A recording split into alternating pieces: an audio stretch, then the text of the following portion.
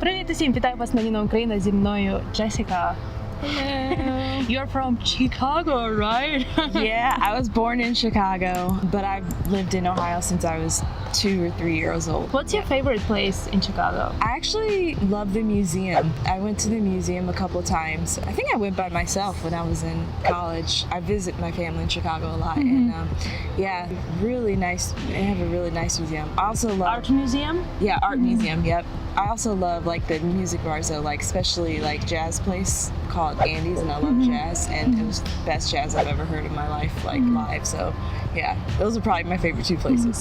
I spent 2 months in Chicago 3 years ago and 1 month last summer. So I was in Hyde Park for 2 months. Hyde Park, yeah. And 1 month like downtown, just enjoying all the stuff that was going on there last summer. So many cool things happening in Chicago all the time. У цьому відео у нас важка тема – це Голодомор і також реакція на кліп Мотанка Верба. Мотанка? Неправильно! Мотанка! So we have a tough topic for this video. It's a very difficult period for Ukrainian history in 1930s. So we'll first watch a short video about that period of history, like 2-3 minute video, and then we'll watch a video which is from a couple of months ago, but it's inspired by that tough period, like how it translated into music and video, like which I think is very interesting, that it's like was so impactful that right now people like make a song about it and a video about it. Genocide that happened to Ukrainians, it's really very terrible. So we'll watch short video. Video про Голодомор. In the early 1930s, millions of Ukraine's people died in a devastating famine. Known as the Holodomor, it is one of the most tragic chapters in Ukrainian history. When Ukraine became a part of the Soviet Union in 1922, it was the country's breadbasket, thanks to its fertile fields of wheat. In 1928, Soviet leader Joseph Stalin introduced collectivization, which was supposed to unite privately owned farms into state collective farms called kolkhoz. The Soviet leadership argued that collective farms would be more effective and produce a surplus, which would feed industrial workers. As many Ukrainian peasants were not willing to hand over their land to the state, their fields were confiscated. Many of them were sent into exile or abandoned their homes. In 1932, the government's quota on crops was raised significantly, and farmers were expected to harvest more than before. For many, it was a target that was impossible to meet. What grain they produced was confiscated with nothing left for them or their families. Farmers who hoarded their crops were often punished or executed. The exact number of people who died in the famine of 1932 and 1933 is still not known. Historians estimate that between 3 and 12 million people perished, most of them ethnic Ukrainians. For decades, the existence of the famine was denied by the Soviet Union. They were hiding Historians in Russia and the West disagree as to whether the famine was man-made and if it was a deliberate attempt to eradicate Ukrainian independence. Since 2006, Ukraine and 15 other countries have recognized the Holodomor as a genocide against the Ukrainian people. It took like all this time to get a proof of it. That's crazy. Oh, that makes me so sick. I still remember when I was 10 at school, like we had a story from Holodomor people who had to manage, farmers and like make sure that they don't have food. They would go into homes and like get all the grains from them and like all the food stocks that they have produced, like to leave them with nothing. And there was a story about this 4-year-old boy who was standing there with a baked potato, and they took that like baked potato from him, from his arms. I was so touched by that. I even couldn't sleep one night because like I couldn't imagine like, okay, you take stocks like farm stock, but why do you take this like baked potato from a small child? It's like evil, Yeah, yes, that's what it is, yes. Yeah, it just makes me so sad that things like this can happen. It's so wrong. I just really hope that like one day like the governments, I mean I could go on and on and on, but yeah, go on, that's why we have you here. I just hope that one day things are really going to change. I don't have a lot of hope, but I still hope. There's one called Compassion International. They do education, and their goal is to like eradicate hunger. They said that within the next 50 years, they believe that like hunger, they will be able to like eradicate hunger in the world. I don't know the specifics of how they're going to do it, but that's been something that I've always been really passionate about. Volunteering and giving to charities is something that's really important to me. So there's actually enough food in the world to like feed everyone multiple times over. But the problem is we are not just like working well together. Not allocating efficiently. Yeah, everybody's just out for themselves basically. No one's thinking, well, what about these people over here? Like, and then you've got people covering stuff up like this. It's just like, are you kidding me? You know, I think one of the big problems is that we have the wrong people in charge. We have the wrong people in power. People that are more interested in, you know, getting more for themselves, like what you were describing about, like them taking that island from Ukraine, then like helping other people. You know, everyone's just like trying to like Selfish. arrogant, and what is that even going to do for you? It's not going to make you happy. There's no end to just more. You'll never be satisfied. You know, I think it's an unfortunate situation. So now we're gonna watch a video. It's a song by Motanka, Verba, Motanka. It's in Ukrainian, and this is the lyrics for this song. It's called Willow Tree. Okay. A lonely willow tree stays in the field.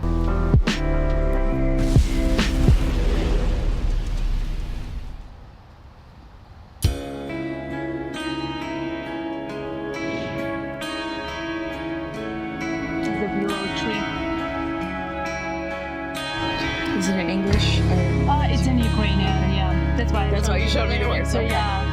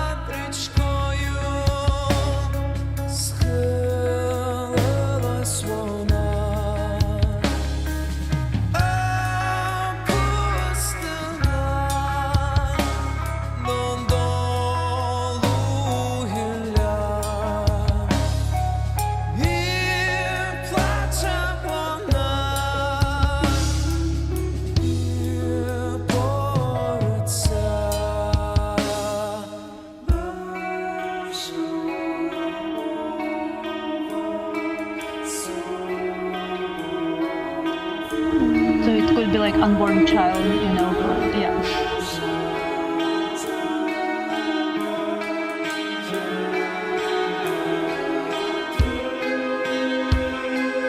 So the willow tree is like praying, you know,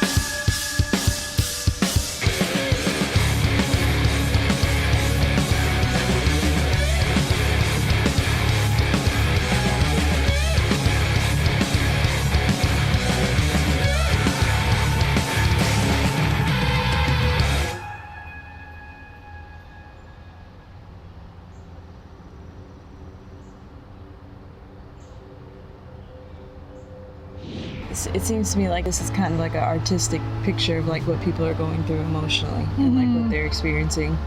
It's very heavy, very deep. I just had no idea that things in Ukraine were like in America. You hear so much about Africa. You hear about like Africa suffering, Africa needs this, but I've never heard anything about Eastern Europe. You know, this is really important for people to know too. It's just seems so crazy to me. A lot of people like ask me like, you know, why don't you buy a nicer car? Why don't you buy a nicer house? I'm like, do I really need it when there's people like this going through this, you know, like I don't feel right doing that, you know, when there's this stuff going on. I feel like if more Americans like thought that way, as opposed to like, I need this and I need that and I need this and I need that. I think there's just like factors at play, like businesses want you to buy this and want you to buy that because they want more for themselves. The value of just like kindness and just generosity is just kind of getting and caring about people outside of your own. You asked who my favorite philosopher is, but like I don't really have one, but like I guess I would say like Jesus is like my favorite philosopher because teachings about caring about people other than yourself and things like that. So Did you see in the end of the video on the tree there was like this small thing swing Yeah. for a baby? I think якщо ви не погодитесь, напишіть внизу. This is like optimistic end in a way that like she was able to leave like her child like and that child would be able to thrive in the future, you know. So it's like there is a hope. It took me a while like, you know, to process this because there were a lot of terrible things in the video, but like in the end, you know, there is like almost like this hope with a small child for the future. yeah, I like that it ends with hope. I'm curious, like in the US, are there like any like similar periods that need more attention or some attention? There was the Great Depression. A lot of people experienced like losing jobs and poverty, but I don't think that even really can even come close to comparing with, you know, what happened in Which Ukraine. year approximately? Around the 1930s. Also like within America there was the slave trade that caused a lot of suffering for like a particular people group, and then there were the Japanese internment camps.